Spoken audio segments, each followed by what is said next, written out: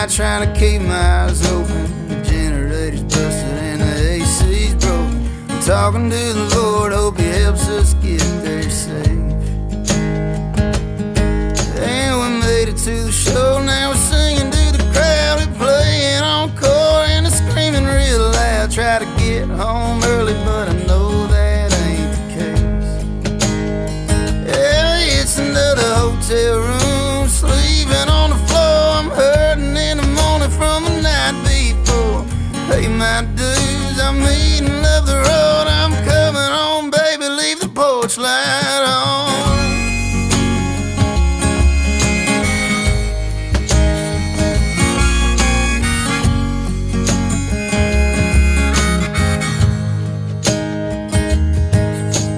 Breakfast in the morning from 7 to 9, but we just can't seem to wake up in time. We grab a cup of coffee and we're off to hit the road. Now we're running on fumes, no time to kill. We got one more show and it's a shitty door deal. Breaking my back just to make a couple more. Yeah, it's another hotel room, sleeping on the floor. I'm hurting in the morning from the night before. Pay my dues, I'm eating up the road. I'm coming home, baby, leave the porch light on.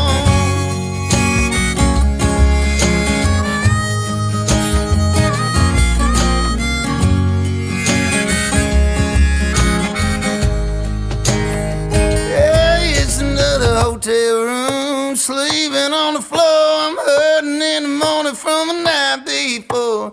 Pay my dues, I'm eating up the road. I'm coming home, baby, leave the porch light on.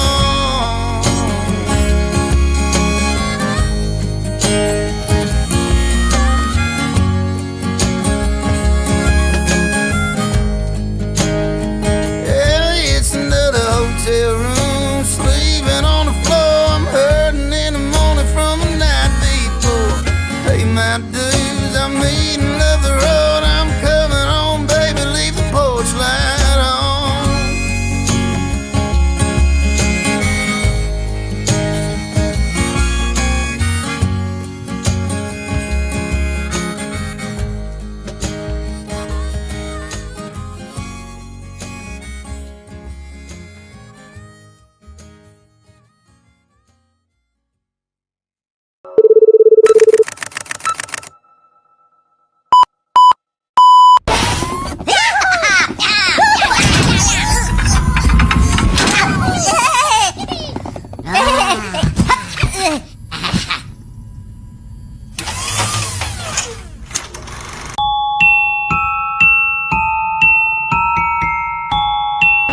Ladies and gentlemen, do you want to know why I'm here today? It's not because I want to give you a pep talk or because I want to make you feel good about yourselves. No, I'm here to tell you the truth.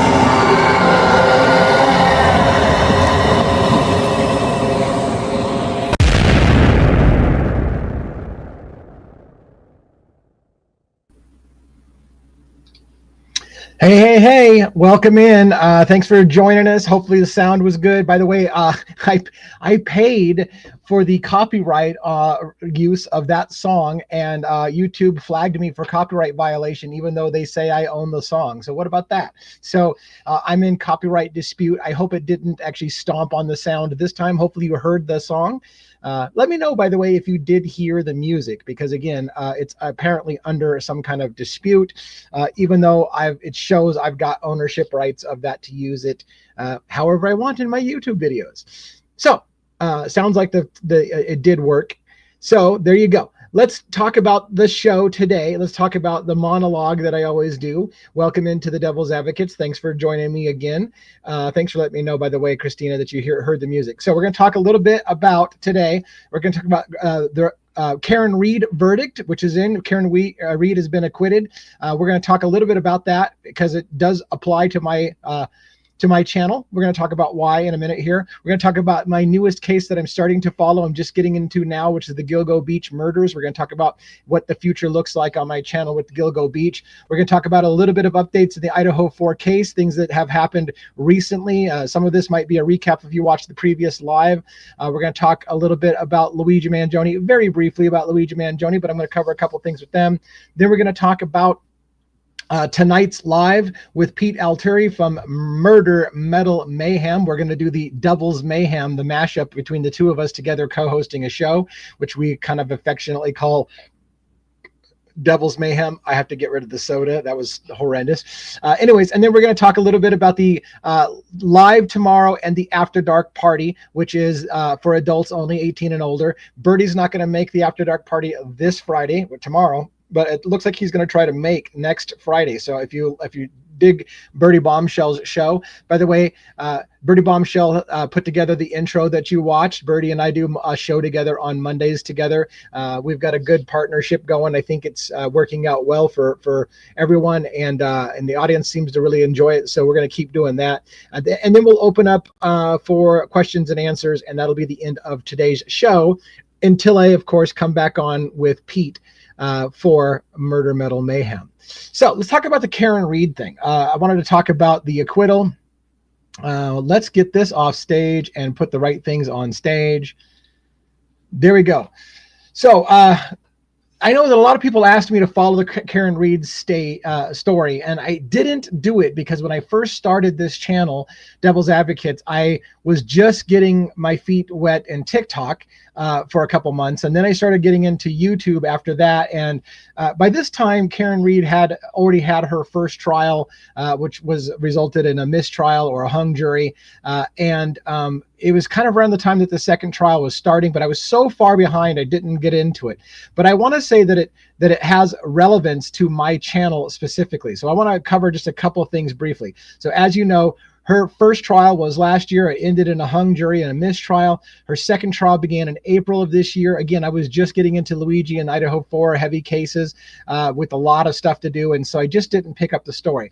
Her second trial has ended in an acquittal. She was charged with second-degree murder, manslaughter while driving under the influence, and leaving the scene of a fatal crime. The jury acquitted her of the murder and manslaughter charges. I believe it was also the manslaughter charge, for sure the murder charge, which is the big one. She was acquitted. She did get a conviction on the driving under the influence part, and so therefore she has a suspended license for a year. But considering that she was facing murder, I think she did pretty well in her second trial. First trial hung jury, second trial an acquittal of the murder charges, and she is free to go. Well, minus maybe she'll have to have a driver for a year because she's got a suspended license due to that drunk driving under the influence.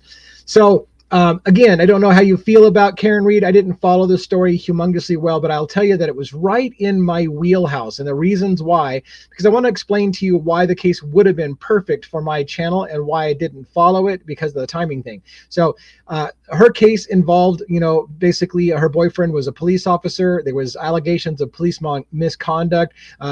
Definitely police acting in a way that is not becoming of an officer, treating her very horrendously, kind of that whole blue wall of silence, protect the brotherhood kind of thing, shit all over a person because they're accused of killing one of your brothers kind of thing. And, it's one of those situations where because it specifically dealt with the possibility of police corruption, it was right in my wheelhouse. But again, I was too busy to cover it.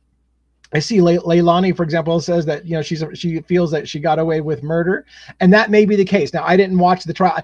What I watched, by the way, was a piece of the trial, and again, I don't want to get into it because I don't know the details. I remember seeing a picture of the wounds that looked like dog bites on a person's arm, what they said was caused by a vehicle. I know the closing arguments had to focused on there was no collision, i.e. she didn't actually hit anybody with the car, and that was kind of their closing arguments, which apparently the jury bought. So I don't know the details, so forgive me by saying I don't want to give any opinions about whether or not she is or she isn't guilty, but I do want to point out how it relates to Luigi Manjoni and Bryan Kohberger. And that is to say that whenever a jury sees something like law enforcement misconduct or anything like that, juries tend to be they don't appreciate police misconduct. They don't appreciate prosecutorial misconduct. So in this case, with law officers acting unbecoming of an officer and potentially doing sketchy things,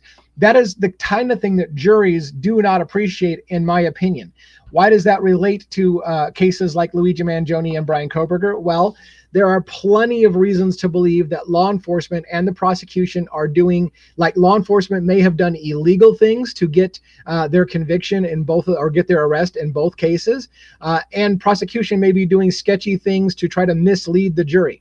Juries, in my opinion, are not fond of being manipulated, and when they see that someone's trying to treat them in a certain way to manipulate them or try to pull one over on the jury, or they see what looks like gross misconduct of police to get the bad guy. There are times when a jury will actually let a convicted person or a person guilty, a guilty person in their mind, let them go free to make a statement against abusive law enforcement and shady tactics of the prosecution. So again, in the Karen Reed situation, this is one of those situations where one can argue the jury was persuaded by tactics that they felt were unbecoming of law enforcement, and that may have weighed in their decision on whether or not they felt she was guilty or not. It may have weighed in their decision to send a message. And those are the kind of things happen all the time, in my opinion. Juries do not like to be manipulated, and they certainly don't like, and that's my big thing on my show. My big shtick is that I want to hold law enforcement to a higher accountability. They need to obey the law just like we do. So if they're going to stand in judgment over us, act like they're superior to the rest of the citizens because we're criminals and they're not, if they end up doing criminal activity, they should be held accountable. And that's one of the big focuses on my show. So I just wanted to basically point that out. I did have a lot of people asking me to follow the case. Renee, for example, who's in here, may have been one of the people who was saying, man, you really should jump on the Karen Reed story. It's right in your wheelhouse. And if that was the case, Renee, I apologize. I agree with you. It was in my wheelhouse. I just didn't, I wasn't ready yet.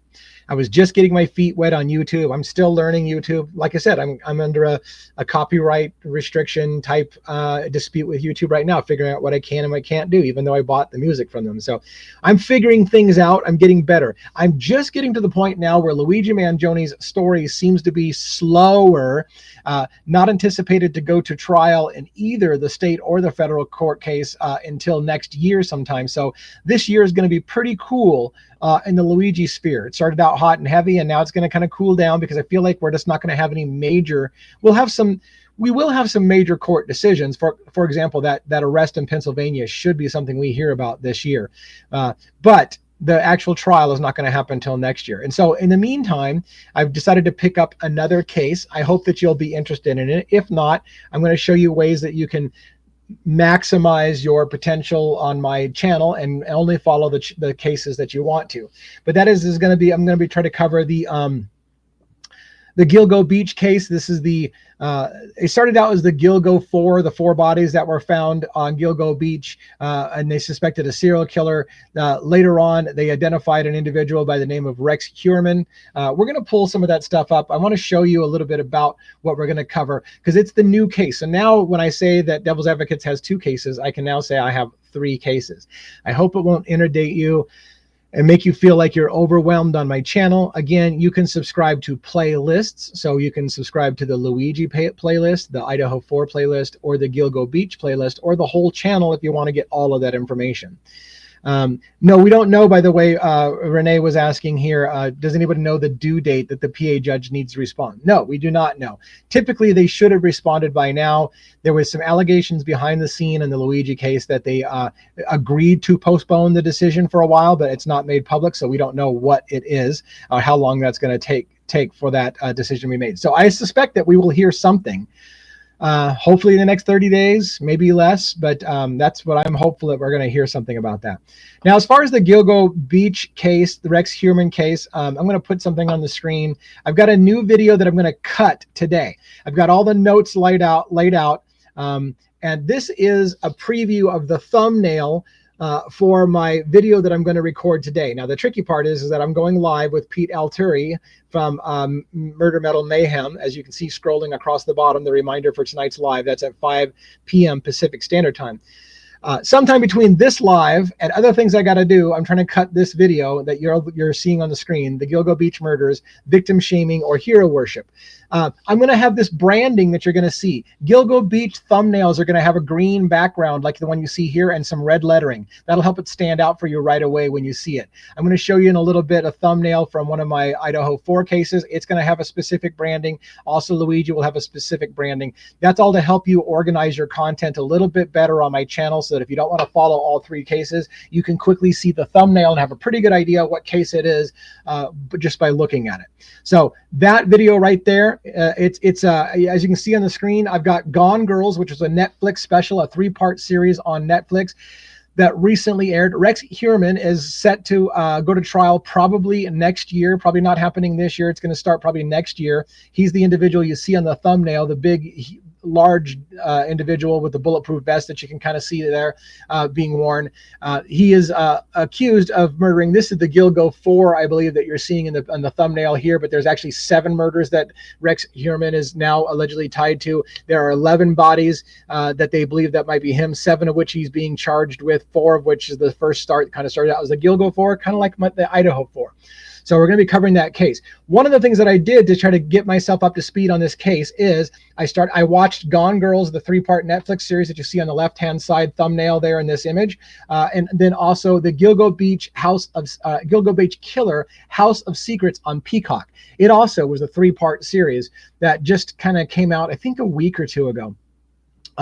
In the Gilgo Beach Killer Peacock documentary, they had, I think, first-time public statements by Asa, who is Rex Heuermann's wife, and his daughter and his son, or his stepson, talking about the questions. How did you guys not know that your husband, your father, whatever, was a serial killer living amongst you? And how did you not know that he may have allegedly been killing women in your basement of your house while you lived with him and not know? So that's kind of the questions that get asked, and we get to see some, for the first time, I think, some footage of Asa talking about whether or not she knew her husband was a killer, whether she believes he's a killer now, whether or not she's still in denial. But anyways, I will say this about both those series. A lot of times I call documentaries hit pieces, meaning that they're put out, oftentimes, like these are, they're put out shortly before a person goes to trial, right? Before they have their first day in court. And it's almost designed in such a way that they're trying to get the public to feel a certain way about the case before they even start their first day in trial. Now, to play devil's advocate with the media, it's a hot case. The case is about to go to trial. They're trying to get interest on something that's coming up, and they may just simply be wanting to capitalize on the topic. But it always seems to be the case, largely seems to be the case, that when documentaries come out, they're timed just before trial, and they're presented in a way that makes the accused look like they're guilty before they even step into their first day in court. Almost always before a jury is even seated. So you already have a bias happening where the jury who's going to be selected may have watched one of these documentaries. Now, I will say this from my personal perspective. O'Hara, thanks for catching you. I love from Ireland. Holy crap. Nice job. That's very cool. So anyways, yeah, I appreciate that you got in here. So what I was going to say is normally these are hit pieces. These aren't bad. I'll tell you this, people. I will tell you.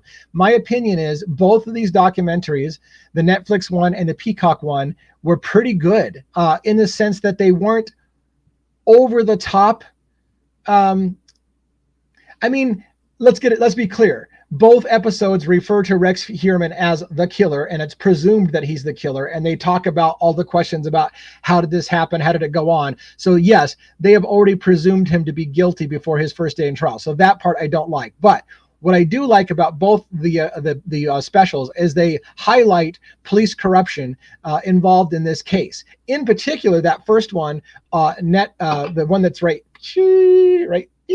there, the Gone Girls on Netflix. Episode 2 of the 3-part series went enormously into the police corruption stuff, and it was shocking. The other one, Gilgo Beach Killer from Peacock, it also covered some of the same topics, but a lot less so. Now, one of the things I'm going to tell you, this is a spoiler alert for my video that you're going to see. Again, this thumbnail is the thumbnail I'm going to make for the long form video that I'm going to cut today. But I want to tell you what I saw as a teaser. Gone Girls and Gilgo Beach Killer, The House of Secrets, both focused on the same murder victim and the same friend of the murder victim, and told this story completely 2 different ways. And it's so interesting to me. It's the number one thing I caught off the top of my head. In one story, the Netflix story, one of the victims calls a friend because she's terrified about a John, if you will, who she basically has solicited for an arrangement for money. And she calls a friend because things go bad and she's terrified of this guy. And her roommate / friend comes over and rescues her. The Netflix special paints that in the way that he's such a hero. This guy came over, faced off this monstrous guy, brought another guy with him for some backup, but the 2 of them basically barked this guy out of the house, made him back down, and saved their friend's life that night. She would later be murdered, allegedly by the same guy. But the story was clearly painted as, and I had the guys' faces on there, as heroes who saved their friend. And I even said, wow, those guys had some balls to do that. Now comes in the Peacock story. Same exact victim, same exact heroes in the story, only now they're not so heroes. Now they point out what really happened was, and by the way, I did some vetting, I did some research. When I saw the different way that these 2 stories were pitched, same as I say in my video as a teaser, there's only one murder victim, but there's 2 different stories. So in the Peacock version, the friend isn't coming over to rescue his friend from this terrible person. It's all a ruse. It's a scam. The 2 of them concoct this common scam that she will solicit somebody for an exchange for money. And then her friend / roommate / pimp will come over and pretend to be the jealous boyfriend who interrupts the transaction, scares off the John, and keeps his money. And this is a scam that they've been running for a regular time. They've been apparently arrested for it. It's in court documents that it was an ongoing scam that they ran. So it's funny how the same exact event gets published in one documentary as, look at the hero friend who saved his friend from nearly getting killed that night, and how horrible it was that he wasn't there to save her the next time. And then the next time you hear the same exact victim in the story, only now you find out it's a ruse. They set up Johns, they ripped off Johns, they stole their money. Now, I'm not trying to victim shame. That's why the title of this episode is Victim Shaming or Hero Worship.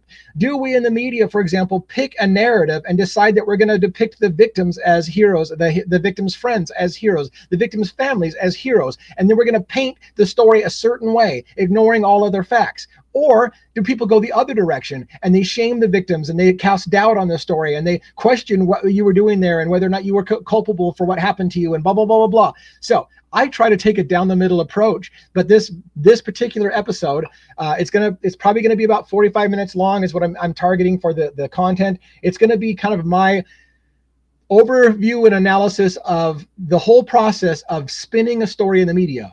One murder, 2 stories, which one is the truth? And then talking about how media spins the story based on the narrative that they want to tell. So I've got lots of thoughts about that. I hope you check it out. I hope you'll enjoy it. We also have a new book series related to the Gilgo 4. If you haven't watched my channel a lot, you will know that I have what's called a book club or book series. It's kind of like a audio book on steroids. I read this book. I read selected portions from every chapter of the book. And then I give you my rants and my thoughts and my questions and my whatever, my whole shtick on every single chapter of the book. The book that you're looking at right now, called Lost Girls, was kind of a book that was used as a basis for the Netflix special. It is written by Robert Kolker. It is an old book. It's been around for a long time, so it's a little outdated, but it is considered to be one of the premier books for a foundation of the case. And because I want to know these cases like the back of my hand, I'm going to read Lost Girls for my own edification. And I invite you to watch and read the book with me. Get a copy for yourself. Join my book series on my website at Devil's Advocates. At my website as well, but at my YouTube channel, I have a playlist called the Gilgo Beach book series, wherever you can follow along with as we start covering this. So I'm going to record the first Lost Girls chapter coming up for probably airing next week. And somebody asked a question. Do you mean the driver? She had a driver for security when going on appointments. Kimberly, if you're, again, I'm very, very new to the Gilgo Beach thing, but if you're talking, the very first chapter is talking about an individual was it Michael Pack, I think, who was a driver who drove Shannon Gilbert to an appointment. However, Shannon Gilbert was one of the last bodies found and is not tied to Rex Heuermann. And yes, the story about the driver, that's a whole nother story that doesn't get covered in the documentaries. When I heard it, I thought to myself, that driver, that's an arrangement between her and one of these Craigslist call girls, whatever you want to call them. But they don't really cover that in the documentaries, other than to say that he drove Shannon Gilbert to an appointment that night. So anyways, there's that. Idaho 4 case. Let's talk a little bit about Idaho 4 case. We're going to talk a little bit about Luigi, and then we're going to talk about the After Dark party, the Metal Mayhem party, and then we'll take questions and answers, and we will be out for the day, and I'll give you guys a break and return you to your regular day.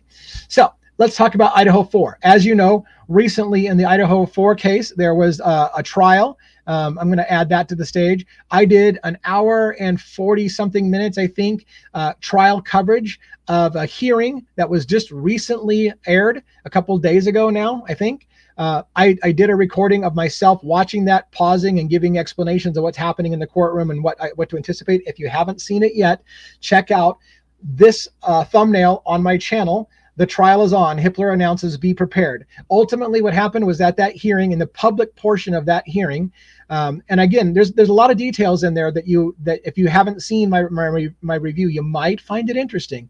Guess if you're following the Idaho 4, the most interesting thing perhaps is the absence of Ashley Jennings on the prosecution table. She's been there from the beginning. She's pissed off a lot of people who have questions about the shady tactics of the prosecution. And all of a sudden, Ashley Jennings is no longer at the prosecution table. She's been relegated to a lesser position. We don't know exactly what happened. However, I believe Hippler wanted to find out who was leaking information to Dateline, who's been leaking information to the press on the prosecution side or law enforcement. And now all of a sudden, Ashley Jennings is gone.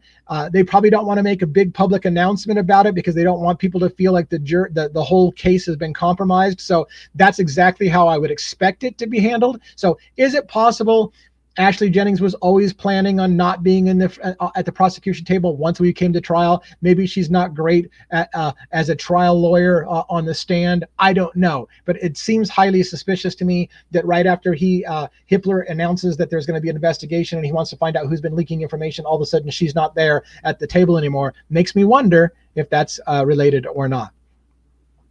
So, Kimberly comes up, conspiracy theory of the day. Bet we find out that she's been having an affair with Steve. I'm going to get that off the screen before we go too far with that. Anyways, thank you for the chuckle. That was pretty good. You never know. Stranger things have happened, honestly. And Steve Gonzalez, by the way, it's funny because I laugh about it like it's some crazy conspiracy theory. I mean, Steve Gonzalez clearly keeps coming up with insider information. He's getting it from somewhere. And then Ashley has to step down. Is it that far-fetched that there's some kind of anyways, I don't want to go there. People are going to say that I just said that happened. It was worthy. Thank you for bringing it up. All right. So anyways, if I didn't mention it, here's the thumbnail new branding for for Idaho 4. You'll see that Idaho 4 will have a reddish background and yellow lettering. This is how you're going to better be able to tell right away by looking at a thumbnail if it's the Luigi or the Idaho 4 case. In fact, you'll always have, I think at the top, Idaho 4 murders. So on top is a lot of branding, a lot of branding so that you know what you're looking at. All right, let's talk a little bit about Luigi Manjoni so I can also show you the thumbnail that goes along with that because I've talked about all the different thumbnails. So there's Luigi Manjoni's thumbnail branding. You'll see it's a dark blue background. It has white lettering. So white lettering on a blue field. For Gilgo, it's red lettering on a green field, and for Idaho 4, it's yellow lettering on a red field. Those are all iconic ways for you to quickly be able to see what trial it is that I'm talking about in the video. If it just has my generic logo, my black kind of like, well, if I were able to remove this from the stage for the moment, if you just see that Devil's Advocates logo like that on the thumbnail, it probably is going to be everything, right? It's going to be a little bit of everything. But in the meantime, I'm trying to make it easier for you guys to follow along. So Luigi Manjoni, just to let you know, again, on that whole audio book on steroids, I have a book series. Granted, my book series are not well watched. They're lower viewership than my other videos, but I call them foundational pieces. So again, I'm not always going for some kind of shock. In fact, I don't go for shock value. Yes, I want my videos to do well. And yes, I could probably find ways to have my videos go more viral. But there are certain types of content that are what I call foundational pieces. And you just don't really care whether it has a massive viewership because someday later, someone's going to want to pick it up and go through for the foundational pieces. These book series is what I call foundational pieces to the case. It's stuff that you can get and grab when you have extra time and you want to bone up on the story. So we've already finished a book, An American Sickness by Elizabeth Rosenthal, that allegedly Luigi Manjoni told us that we should read if we want to understand why our healthcare system is broken. This, of course, presumes the idea that Luigi Manjoni actually did what they accused him of and that he did it because he was trying to strike back at a corrupt healthcare system.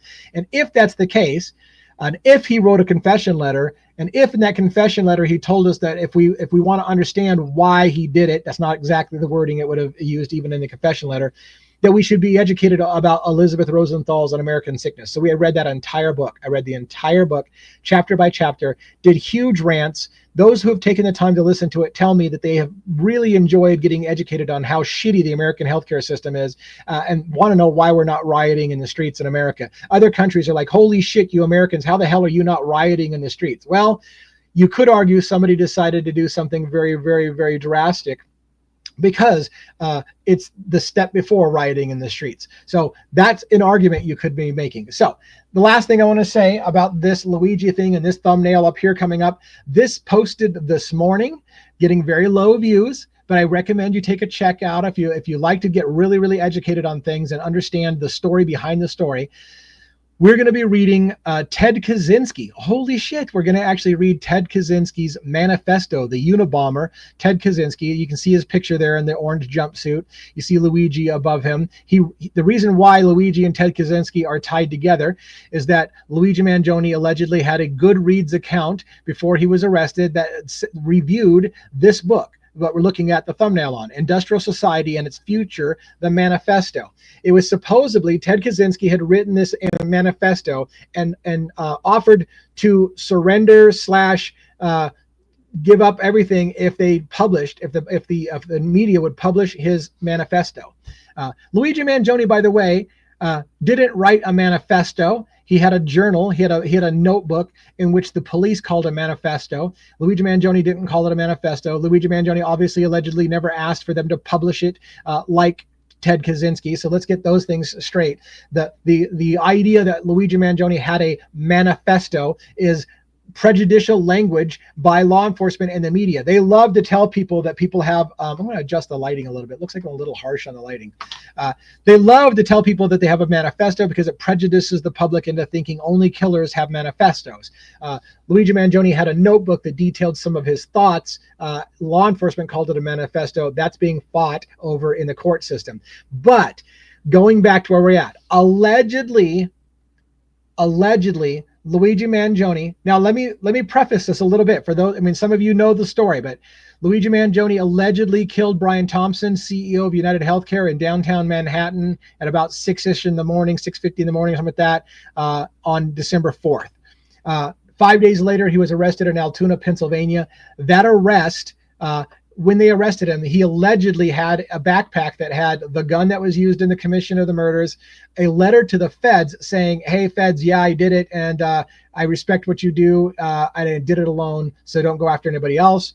And a notebook that contained his thoughts about why he picked the healthcare CEO, a healthcare CEO, as a person to make a statement against the healthcare system.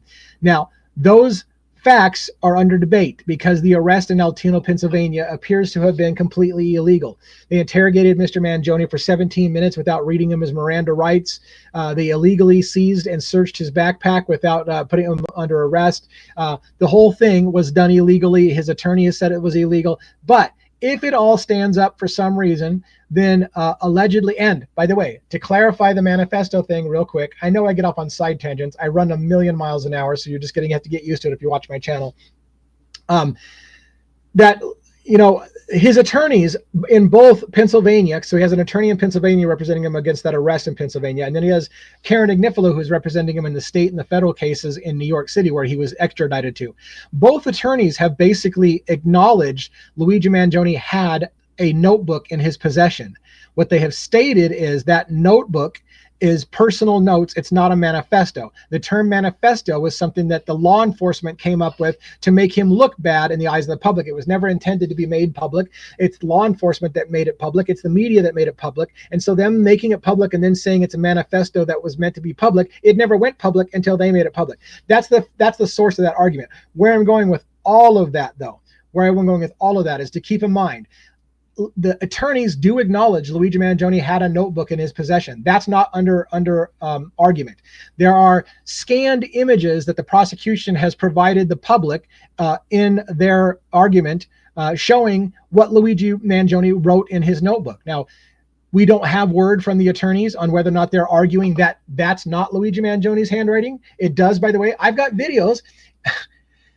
Again, I'm covering a lot of stuff you may already know if you're a longtime follower of this account. So please bear with me because there are new people who are coming who don't know anything about this. I've done videos doing handwriting analysis. No, I'm not a handwriting analysis specialist. I'm just showing you the letters I see that clearly show that it looks like the same writer and why I think that. So, and again, I don't have a dog in the fight. I'm not trying to convict Luigi Manjoni. In fact, if anything, my channel believes in the presumption of innocence until proven guilty in a court of law, and I'm critical of mainstream media, law enforcement, and our judicial system.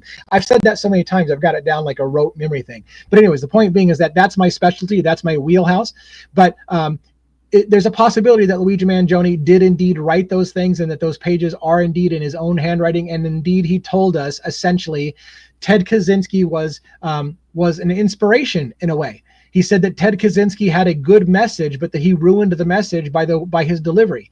Because he killed innocent people, people viewed Ted Kaczynski as a monster, and they lost the message. Luigi Manjoni had a letter coming out recently that was mailed to a whole bunch of people in which he said, "Don't lose the plot." Is he following in that kind of footsteps? That is, and this is the prosecution's position on Luigi Manjoni. Is Luigi Manjoni considering himself a revolutionary anarchist? That's the term they use for Luigi Manjoni, saying it came from his own writings, that Luigi views himself as a revolutionary anarchist trying to fight against the broken healthcare system. And if he did so, did Luigi Manjoni say in his writings, look, I'm doing this essentially as an act of revolution, and Ted Kaczynski had a lot of great things, but he blew it by his delivery because he bombed innocent people, and that made him into a monster. I didn't kill an innocent person, so listen to my message. All of that long-winded bullshit that I just spent talking to you for 20 minutes is to tell you, if you want to know why Luigi Manjoni said, and we do believe it's highly likely he did write that Goodreads report saying that this was a book that was well worth reading, and made the famous comment, "Those who say violence never solved anything is the words of cowards," because our country is founded on violence. The United States is founded on violence, and we clearly believe that we solve things by violence because we engage in wars all over the place, thinking that we solve conflicts by military action. So the idea that violence never solved anything is an asinine oxymoron in the first place. Last plug for the book. This video came out this morning. The thumbnail's there. The manifesto Luigi wants us to read. That video is about 30 minutes long. I give you a breakdown of Luigi's manifesto versus Ted Kaczynski's manifesto, some thoughts on that. And then I say, hey, look, if Luigi wrote these words, Luigi wants us to understand why he did the things he's did. This is a book that informs that decision. So if you are an open-minded person and you want at the end of the day to understand why things happen and why things are happening in this country and not just take the simple answer from the media, then follow along with me in this book as we read The Industrial Society into the Future. The introduction to the book happened today. Next week, once a week, I'm going to be publishing chapters from this book. I'm going to read it from you. I'm going to read it to you. My select sections that I highlight, I'm going to show it on the screen. You can buy your own copy of your book. You can follow along. You can get the audiobook, as one of my viewers have already done. And then you can listen to my rant. Because one thing that some people say that like my channel, those who like my channel, they like my rants. I go on some mother rants. You may have lost audio there for a minute, but the point being is that I go on some rants. So anyways,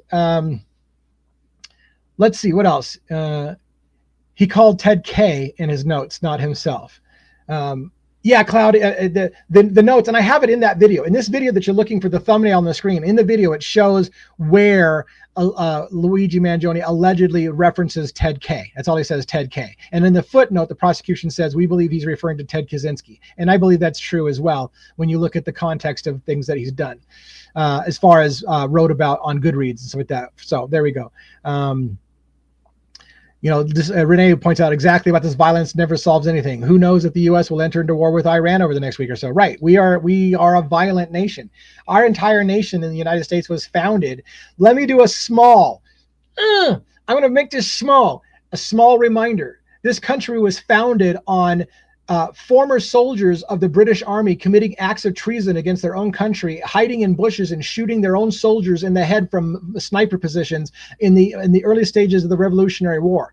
So if somebody were in our country to shoot our military officers and generals in the head from sniper positions, we would call them traitors and treasonous, just like the British Army called them. Today we call them heroes, our founding fathers, patriots, all these things. It's funny that in time the revolutionaries' cause considered to be self-evident as the good thing all along, but at the time they're labeled as traitors. I'm paraphrasing a very, very popular phrase, so maybe you know what I'm talking about. What I just said is not my own thought. It's a paraphrasing of a famous quote that in the beginning, a revolutionary or whatever, his ideas are scorned and mocked, and then in time it becomes self-evident that was the way it always should have been, as their ideas finally take root and the public accepts them. So in the early days they're treated as horrible people, and then in the later on we idolize them as heroes that changed things and changed society for the better. So it's interesting how that factors in. Yes, Cloud. Let me clarify this. Cloud says he called Ted Kaczynski a revolutionary anarchist, not himself. The prosecution's twisting it. Yes, Cloud. Thank you. Thank you very much for clarifying it. You're right. Many times in the prosecution's document, they referred to Luigi Manjoni as referring to himself as a revolutionary anarchist. Then they reference him quoting Ted Kaczynski with the phrase revolutionary anarchist to say Luigi claimed it of himself. You're 100% right, Cloud. It was a bit of a manipulation. I did focus that on the video, in this video right here, I think. In this video right here that I'm showing the thumbnail, if you haven't watched it, I talk about that moment about the revolutionary anarchist in that video. All right. Last thing to talk about before I go take open questions and answers is, don't forget tonight, Pete Altieri and I, look at how similar us two guys look. Two old men, two grumpy old farts. I can't even do the the sign that he's doing. This is Pete Altieri and I going head to head on what we are calling Devil's Mayhem. It's Devil's Advocates with Murder, Metal, Mayhem. Holy crap. I just realized Pete Altieri allowed me to have first position in the name, Devil's Mayhem. Who gives a shit? He's got the bigger channel. He's got the bigger following. He's got way more respect. So there's no disrespect when it's said there. But anyways, Pete Altieri and I, we make a pretty good team. People seem to really enjoy our show, just like they like it when Birdie Bombshell and I go together. That's tonight. As you see on, this is the thumbnail that Pete Altieri put together for our show tonight. So he listed in his local time, which is 7 p.m. Central Time. It's going to be 5 p.m. Pacific Standard Time. But I'm just using his thumbnail because he did a great job. He did a better job on his thumbnail than I did on my thumbnail. All right. Don't forget the After Dark party. I don't think I actually put that on here. So I have on tomorrow night. So tonight, again, don't forget. And I feel like, oh, do I have another banner to put up here? Yeah, let's talk about this. So I'm changing the banner across the bottom about the After Dark party, as we're going to talk about that now. So tonight, though, don't forget Murder, Metal, Mayhem, and Pete Altieri and I going live in a few hours. That's like in 4 hours, a little over 4 hours. And then we'll be going live together. We're going to talk about Idaho 4 a lot. He has an interest, by the way, he has an interest in getting into the Gilgo 4 beach murders like I am. The problem is that he's pitched it to his audience before and they just didn't seem to really jump on board, and so he let it go. I told him, hey, look, I'm covering this story. Are you interested in talking about it tonight? And he's like, we can give it a try, but I've tried it before with my group and they don't seem terribly interested. But yeah, I'm interested. So let's see if we can get Pete's group of people a little bit more interested in Gilgo 4 and get that thing going, because I know Pete's dying to talk about some other case than just Idaho 4 all the time. It's not that he's not invested in Idaho 4. He's absolutely invested in Idaho 4. But you know, he would like a little variety and not have it always be about Luigi Manjoni, or not Luigi, he doesn't cover Luigi Manjoni. Let me clear. Pete does not cover Luigi Manjoni. Pete would like to have it be about something other than just Brian Koberger all the time. But we are going to talk about Brian Koberger tonight because that's what his audience is mostly covering. But we would like to branch it into some more topics, some other serial killers, the Gilgo Beach allegations that Rex Heuermann is the killer in the murders at Gilgo Beach. So don't miss that show. Along the bottom, if you're catching it, I don't know if you can pause it or whatever, there's a Discord channel. I recommend, if you want to be, so tomorrow night, after the live tonight, tomorrow night we're having a live at 6 p.m. Pacific Standard Time. It's a regular live, just like this one for the public, in which I'll cover whatever notes are on my mind for the day, different news stories and whatnot, just like we're doing right now. At 7 p.m., I close down the public feed that you're watching right now, and then I start my backstage account. It's a separate Discord it's a separate YouTube channel. You can see it on the bottom right now. Devil's Advocates Backstage, 7 p.m. That's another YouTube channel that's not monetized because we drink on that show. We talk vulgar. We drop a lot more F-bombs. We talk about P. Diddy and things that we shouldn't be talking about. It's just a little bit more sketchy, a little bit more adult, and it's in fact locked down to audiences of 18 and older for that discussion because it's an adult type show. And we're taking it off the monetized channel so that they don't punish us and say advertisers want no part of your After Dark show that talks about, you know, things that are just not acceptable for advertisers. So that's why we're going to keep it separate.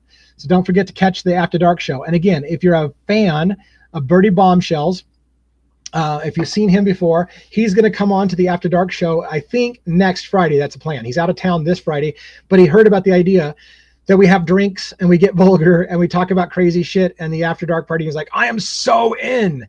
And I said, great, come on the show this Friday. And he's like, dude, I can't do it this Friday. I'm out of town.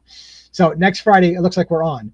By the way, I need to back up one more bit before I go to live questions and answers.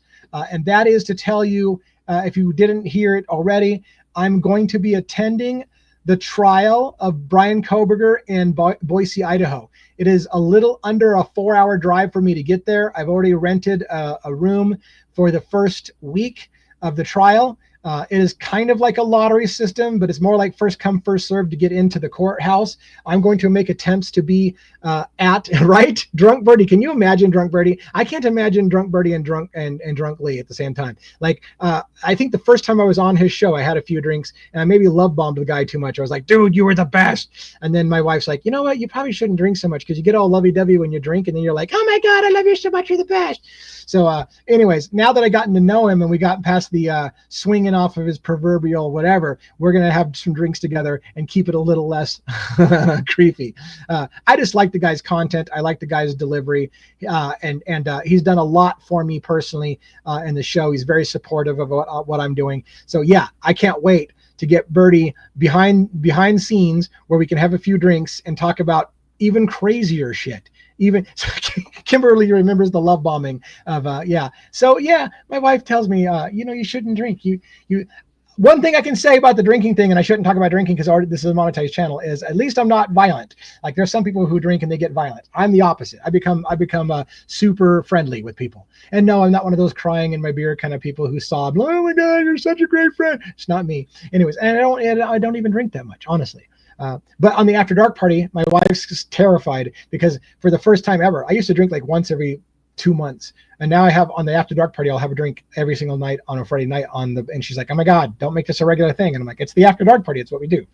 All right. Enough on the monetized channel talking about that. The whole reason we do it on the Backstage account is so that we don't get in trouble for talking about it too much. All righty then. Open questions and answers for the last up to 15 minutes. We don't have a huge audience, so I don't know if we have a lot of questions. It's super hot in here. I have to turn a fan on. Hopefully that doesn't wipe out the audio at all. But please let me know if you have some questions, comments on any of the cases I follow. Kimberly says, Bertie and his folks love you, always say great things. I hear that. Bertie says, my audience loves you. And conversely, like a lot of people come in here and they're like, oh my God, you and Bertie are great. Yeah, it's a great thing. And Pete, by the way, I don't want to disparage Pete by talking about how great Bertie and I are together. Pete Altieri also is doing me a solid. He reached out to me and he's like, man, you know what? I'm going to share a little insight to both the character of these individuals. These are great human beings. And no, I'm not drinking. These are great human beings. Both of these individuals who had much, much bigger audiences than me, both said something, I'm paraphrasing, not exact words, something to the effect of, dude, there's no way your channel should be that small. You've got a really cool thing going on and a really great vibe. I want to help you get in front of more people. And both of them have been super awesome supporting my channel. And someday I told them, I said, man, someday I hope I can pay it forward. Someday I hope I'm a big channel or a bigger channel, and I have some little person out there who's got a little channel, and I don't mean a little person, a little channel who's underdeserved, and I'm like, oh my God, like how is this person's channel not a bigger thing? And hopefully I can pay it forward someday. But in the meantime, these great content creators who've got a great audience and a great vibe have been gracious enough to give me some face time in front of their audience. And a lot of people have come in and said, hey, I didn't know who you were from Man on the Moon until Bertie showed off or Pete showed off. And now I follow your channel and it's the best thing they could do for me. So super kudos. And I know Bertie's first name, but I don't remember ever hearing Bertie talk about it on a live, so I don't want to say his first name. Pete, however, from Murder Metal Mayhem has called himself Pete on shows many times, so I know that he uses his first name with people. So I'll avoid using, see, I almost messed up. I'll avoid using Bertie's real name because I'm not sure if he ever tells people his name or not. I'm sure he does, but I never heard him do it.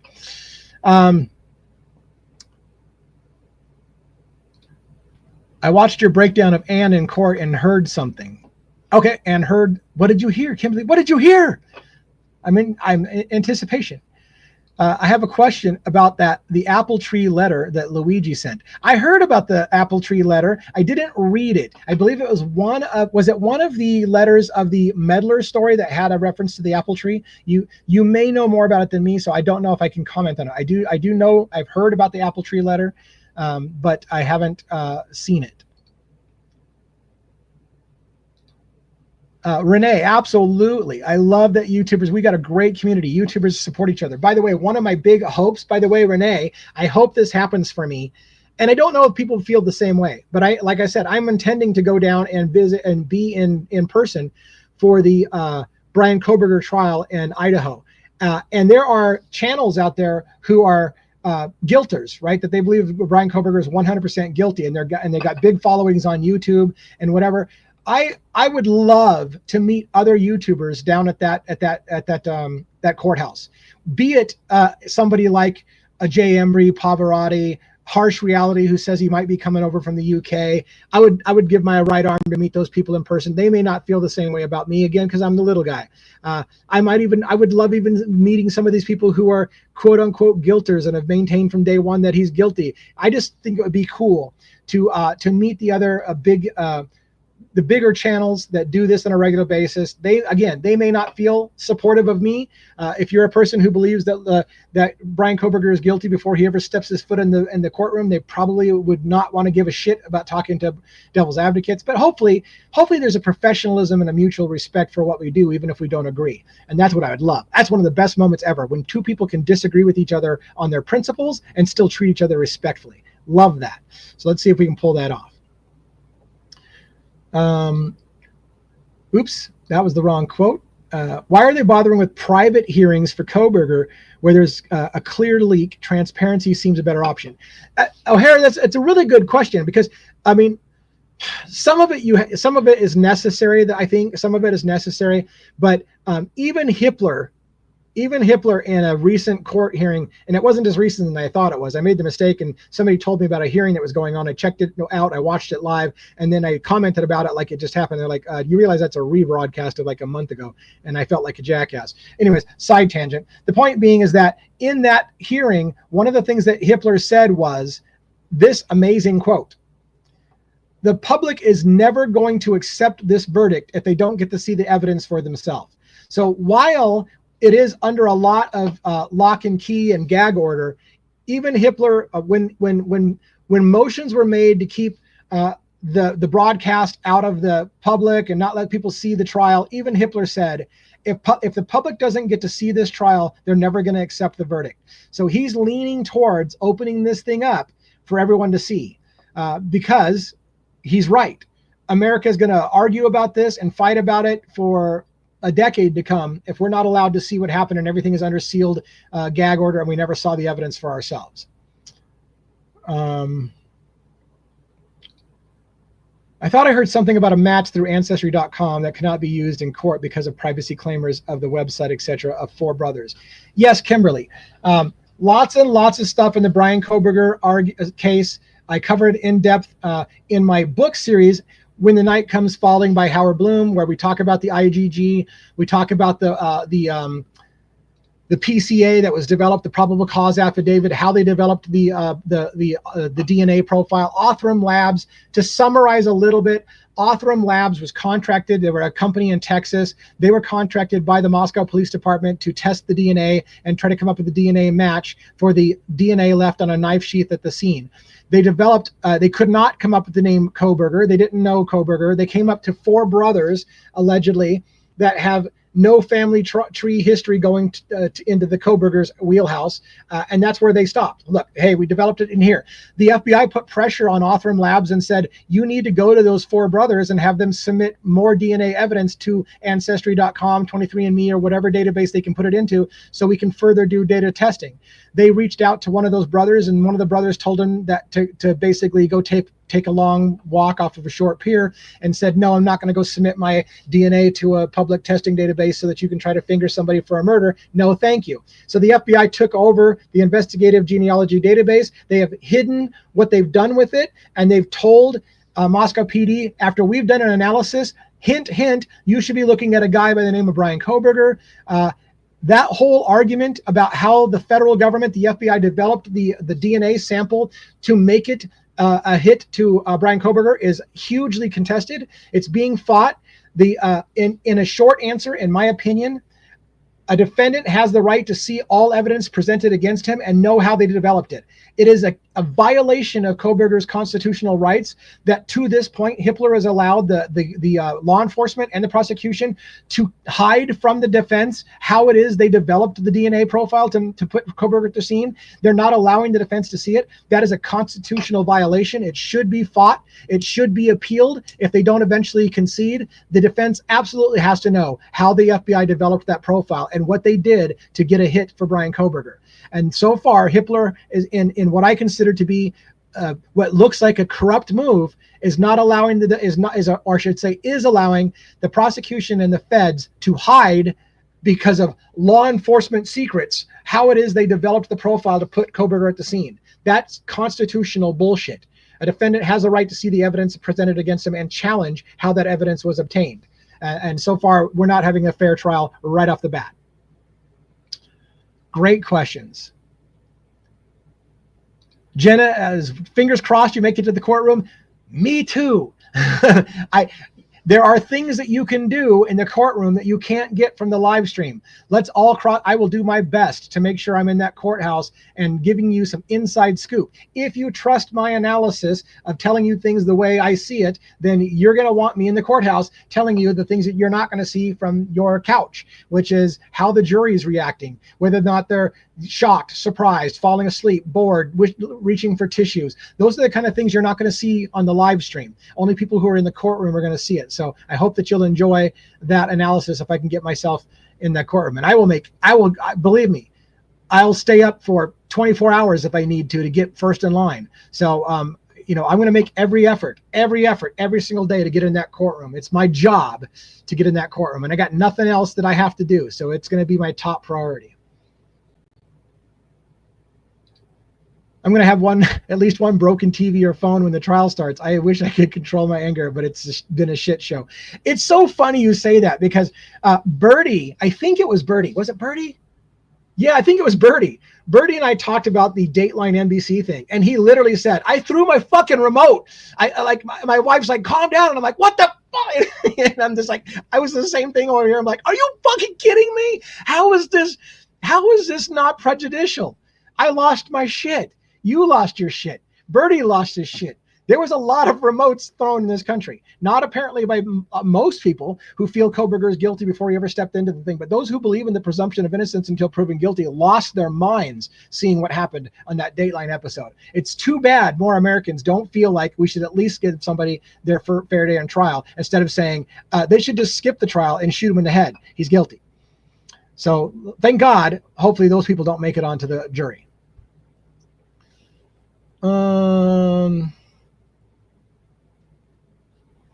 What else do we got? Kindness Cake. Just found your channel. Really like your thinking. Fantastic. Is that GB from Great Britain? Thank you so much for checking it out. I hope you will stay and enjoy. Lots of content for you to catch up on if you've just found my channel. I'm famous for, if you will, famous is not the right word, but I'm famous for rants. I go on rants. I drop a few F-bombs. I get a lot of passion. I am always passionate, and it's not fake passion. Like if I'm losing my shit, I'm legitimately losing my shit. So hope you enjoy a good rant or two. I'll let you know when I feel there's an injustice, and I will let it be. I'll air that shit out. I'll look that woman in the windows of her soul, and I'll be like, bitch, you can't say that on national TV. All right, that's a little horrible Key and Peele fucking throwback. Pardon the F-bomb. See, look at that. When I get passionate, I start dropping F-bombs. MP asks, what's your thoughts on Brian's friend, William? That's a great question. Let me tell the audience a little bit while we have a few minutes left about William.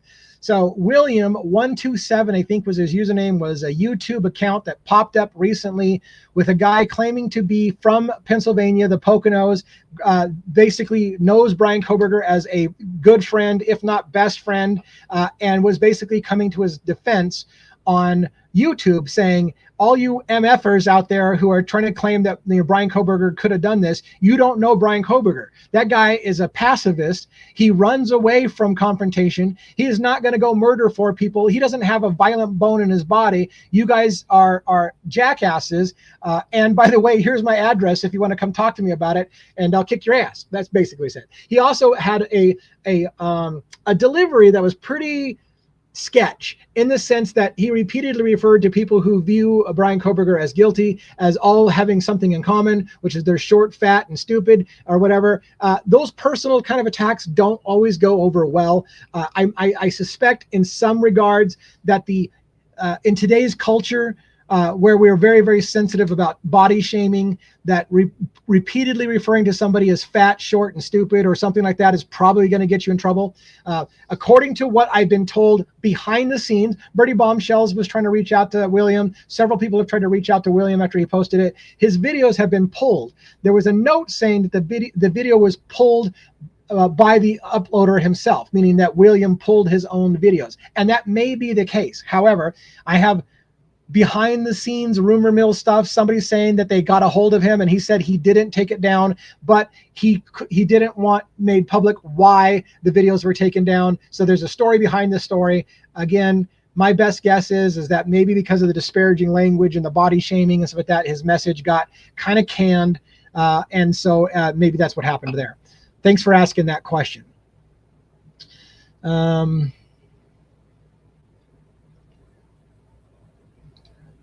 Miss Q, what are your thoughts on the Queen of Arguments being absent from the prosecution? Are you talking about Ashley Jennings being missing from the prosecution table? I did give that rant a little earlier. You might have missed it. If that's what you're talking about, I'm giving you a second to see if that's making sure what you're talking about. But if you're talking about the absence of Ashley Jennings from the prosecution table at the latest hearing by on Bryan Kohberger, my guess is, and it's purely a guess, that it coincides with Stephen Hippler announcing that he wants to know where the leak came from law enforcement or the prosecution, who's leaking information about the case to Dateline NBC. And he said, I want to know who did it. Anybody that attempts to cover up who did it, I'm gonna find. Anybody who did it's going to be held accountable, and there's going to be repercussions. There may be. He'd made a lot of threats to whoever did it. He wanted names, and he wanted to make sure that not only does he want the names, but anybody who attempts to hide the name is going to be taken out as well. It was a big threat by a judge, and especially by a judge who seems to be biased. So I personally put the two things together. Stephen Hippler says, I want to know who's leaking stuff to the press. Ashley Jennings is no longer sitting at the press table. I bet you the two coincide. That's just a guess. My guess is Ashley Jennings isn't at the prosecution table because she's been reprimanded and she's not allowed. Hippler may, at pure guess, Hippler may have literally said, I don't want to see her in my courtroom ever again. She's never to step foot in my courtroom. She may be allowed, and it's pure guess, but it's possible that Hippler said, okay, Ashley Jennings is the leaker. I don't want her in my courtroom anymore. And we'll just not talk about it, but step one, she's out of my courtroom. I don't want her in the court. And who knows? That's a guess, pure guess. Jenna, I think Williams' videos are still not up on the website, so I think that's the case. Birdie's crew is out looking for William to make a contact with him. I've heard that. Yep, somebody said that in my chat. I believe William's going to be alive for those. I'm not posting these. You can see it on the right-hand side or whatever your screen. So some of these I'll put on the screen and bigger, but you shouldn't be missing them. You can see them anyways, but I can highlight certain things. Kimberly likes her theory about why Ashley Jennings is not there. Man, it's a... I like your theory too, Kimberly. I don't know that I don't know if I have the balls to repeat it too many times, but I like your theory too. All right. Hey there, we got somebody, Woman Power 101 from the Hive. Thank you from the Hive, Birdie Bombshell's show. Again, I love it when the Hive comes in here and checks me out on the show. Birdie's been a fantastic supporter of the show, and him and I hopefully will continue to be a regular thing together on Mondays. And he's going to be coming in. It's going to be coming in on my after dark party where we have a few drinks next Friday, I'm hoping. All right, people, I usually go about 1 hour. We're at the 1 hour point. I hope that you enjoyed the show. It started out super, super low. I saw like 5-10 people in here, and I was like, oh, my God. By the end, we ended up where we have usually been, around 50. Someday, we're going to be big. Someday, I want to grow up and be a real provider, a real content provider, or not content, whatever the fuck you call it. Creator, a content creator. Someday I'm going to be a real content creator. But right now, I'm on the small side. Spread the word. Get the love out there. Like, subscribe if you're not doing so already. Hit the notification bell. I've got a lot going on. 3 cases. Luigi Manjoni, Idaho 4, Bryan Kohberger's case, and now Gilgo, Beach Murders, Rex Heuermann, all 3 cases. I'm going to be attending Boise, Idaho, the trial. I've got my room booked for this first week. I'm going to book the second week and there on out if I prove that I can get into the courtroom. If it's a shit show and I can't get into the courtroom the first week, I'm not going to keep booking hotel rooms for nothing. So if I can get in, I will be booking the rest, and I will be there for the entire trial through the end of it, which is hopefully going to wrap up sometime around Christmas. Thanks for the love. Thanks for the kindness, everybody. Have a good night. Again, tonight, don't forget, 5 p.m., just 4 hours from now, Pete Altieri and I doing the Devil's Mayhem, Murder Metal Mayhem. Do not miss that show later tonight. So that's it, people. I'm out. Have a good one.